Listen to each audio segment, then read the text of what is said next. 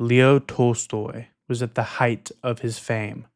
War and Peace immortalized his name, and Anna Karenina was unfolding beneath his pen. He had a loving wife and lovely children, a massive estate, respect and recognition from everyone around him, and wealth that would outlive him. And yet, he began to hide ropes from himself and no longer trusted himself to carry a gun because he was terrified of taking his own life. Thought of suicide came as naturally to Tolstoy as thoughts of improving his life had once come to him. Tolstoy was torturing himself with questions like, what will come of my entire life? Why do I live?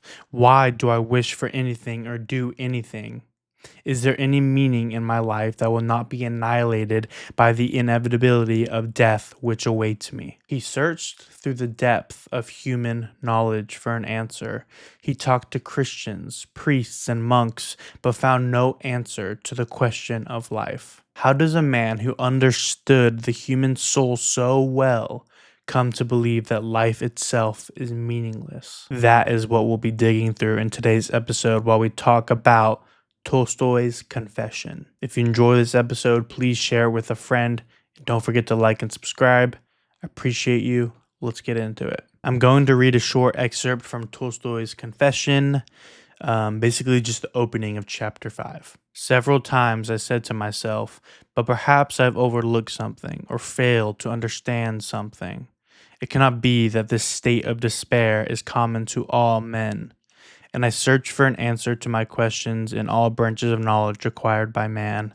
I sought long and laboriously.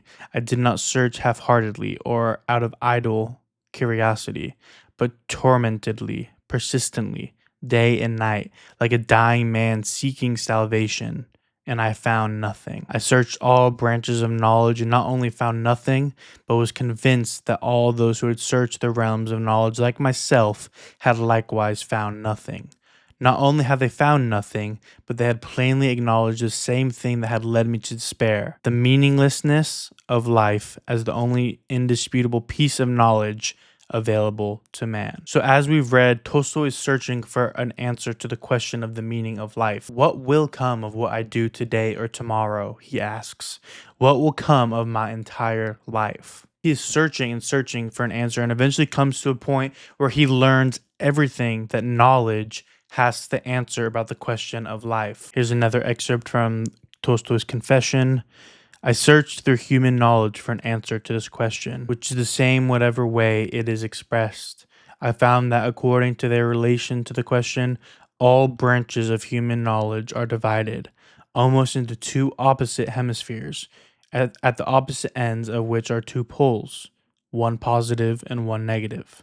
Yet at neither pole were there any answers to the question of life. And so failing to find an explanation of his question in knowledge, he began to search for it in life, in the people around him. While observing, he discovered the people of his circle had four main methods of escape from, quote, the dreadful situation in which we all find ourselves, end quote. And of course, his dreadful situation he's referring to is life, unfortunately.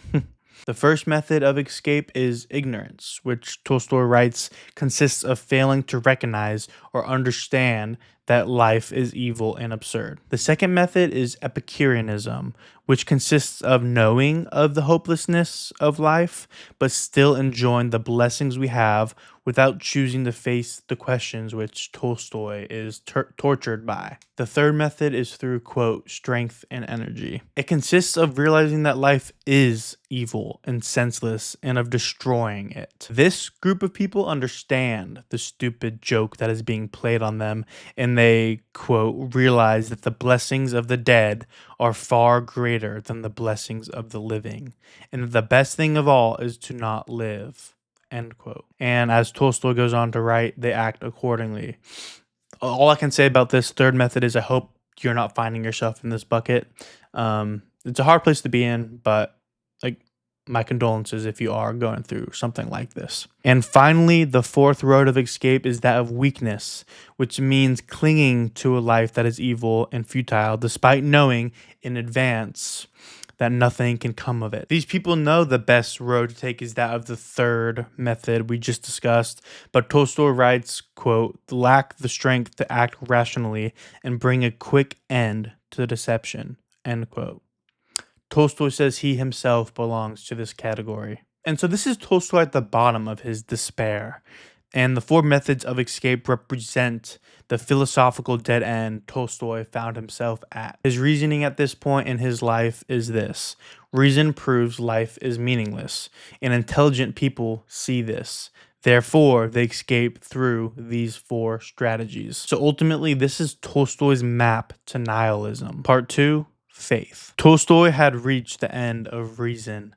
Philosophy offered no meaning and science offered no answers. All that remained were the four escapes: ignorance, pleasure, suicide, and despair. But soon enough, Tolstoy came to realize that he had been living in an intellectual bubble, and all rational thinkers arrive at nihilism. Yet most people go on living. The millions of ordinary men and women living around him, peasants, workers, laborers, did not fall into despair, meaning the four methods of escape do not apply to these ordinary people who suffer far more than Tolstoy had ever suffered, yet they have meaning and a sense of love in their lives. Therefore, they must possess something that reason lacks. He realizes he ignored most of humanity. And so Tolstoy says, quote, I thought that this narrow circle of learned, wealthy, and idle people to which I belonged comprised the sum of mankind. End quote. And so he finds himself realizing a paradox, coming to the conclusion that life is meaningless, yet most people go on living. He starts to realize that those who believed life was meaningless, which were people he was surrounded by his entire life, were the same type of people: educated, wealthy, and detached from the basic struggle of existence. And that the vast majority of humanity, those who work in fields, who raise families, and endured the suffering of everyday life, these people did not arrive at the same conclusion. This observation is not astray from us today. Tolstoy later in his life would try to renounce his wealth and want to live the life of a peasant. We even have a photo of him dressed as a peasant. But it's important to note, as a reminder to myself and to those listening or watching, to remember this observation. I know I often need this reminder that intellectualizing and reasoning through life is more dangerous than we might think. Of course, I think it's important to question and to search for truth, but it's just as important to step away from the books and from the accursed questions, as Dostoevsky called them, and go out and live and observe and feel that we are part of something bigger than ourselves. Which leads us to the missing ingredient Tolstoy had been searching for. The difference between Tolstoy and his circle of thinkers he was surrounded by, and then of the vast majority of humanity who, to put it simply, didn't have the time to think about the meaning of life and instead just lived it. The missing ingredient was faith. We hear faith and instantly think of church doctrine and theology, but this wasn't what Tolstoy had in mind. Tolstoy defines faith as the following, quote, faith is the knowledge of the meaning of human life, whereby the individual does not destroy himself, but lives. Tolstoy figured out for himself the limits of reason. He realized that reason can only deal with finite things, science, logic, and facts. But the question of life's meaning is about infinity. Reason cannot bridge that gap. So for Tolstoy, faith is the bridge between finite life and infinite meaning. If reason alone is the guide to the fundamental human question, why should I live if death destroys everything? Then the answer becomes everything ends in death, therefore everything is meaningless. This leads to nihilism. But faith introduces a new assumption: life participating in something eternal. And once that belief exists, suffering has a purpose, actions have meaning, and life becomes worth living. Faith is not primarily about explaining the universe, but it's about making life livable. It's worth reiterating that Tolstoy never returned to the Russian Orthodox Church and later criticized many aspects of it. His faith wasn't about institutional religion or rituals that don't provide any meaning or dogmatic theology. Tolstoy found faith mainly in his belief in God and his belief in love. I bring this up because faith looks differently for everyone. There is no cookie cutter answer, and no one can or should assign you yours. So, as we end off this episode, I ask you, what do you put your faith into? It's a hard question, but isn't it so beautiful too? The beauty is in the fact that we designate our own meaning. So, I ask you once again, what is yours? Thank you all so much for watching. Again, if you enjoyed this video, please subscribe and share it with a friend. It would mean the world to me. Yeah, and I'll see you guys in the next one.